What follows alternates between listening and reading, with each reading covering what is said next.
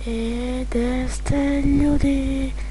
Još na novu epizodu gdje je bio. Ovo je samo jedna najava, kratka, da vam kažem kako ćemo početi moći skečevi na kanalu i da vas pitam da li ste vidjeli trailer kanala. To je Ghost Rider. Promijenit ćemo ponovo ime u Ghost Rider malo kasnije, sada ne može nešto što me lakuje, nešto neće se promijeniti, to nema veze. Uglavnom promijenit ćemo ga i da najava za bolje igrica kanala. Šta po tim mislim?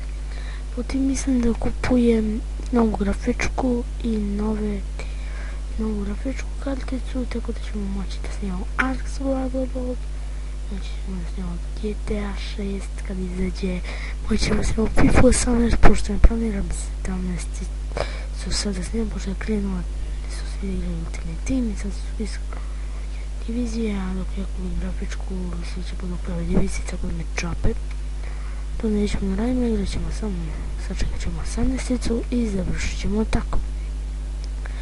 No, da vas pitam, kako ste vi? Što vi radite ili ne? Ako se pitate kad će facecam, nemam pojma.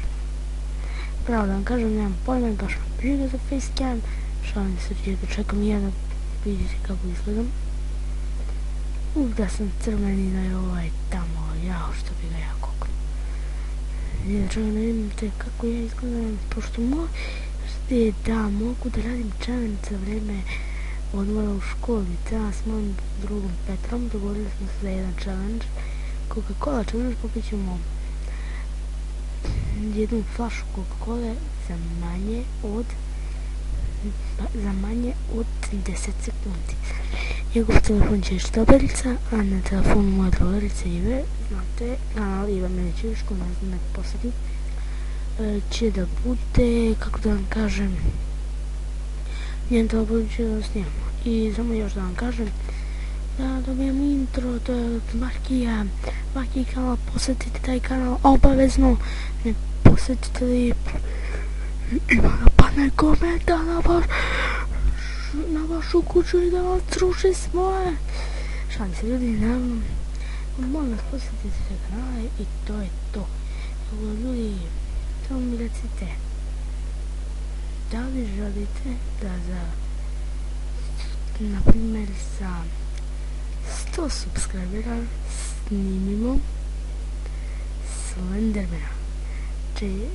Slendermana ili 5 noći kopija, recite u komentarima, nešto tada ćemo snimiti i kada ste snimali prvo, to je za 100 subscribera. I ako ovaj video nabije, primjer, evo da kažem 50 pregleda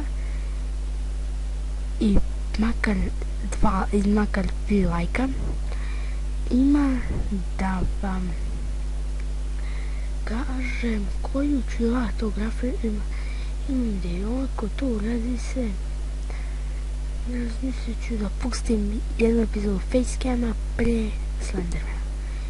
Može, znači tako ćemo to uraditi. Naprimjer, ako nabije 50 pregleda i još 3 i makar 3 lajka, idemo se facecam pre Slendermana ili 5 noći kod radija, birajte vi. Tako da, ljudi moji, to je bilo to što se tiče ovo. Vidite se ovdje, hvala što ste gledali, ostavite like, share, komentar, subscribe-ite se kako mi ga prisjetite, pogledajte prošli i see ya!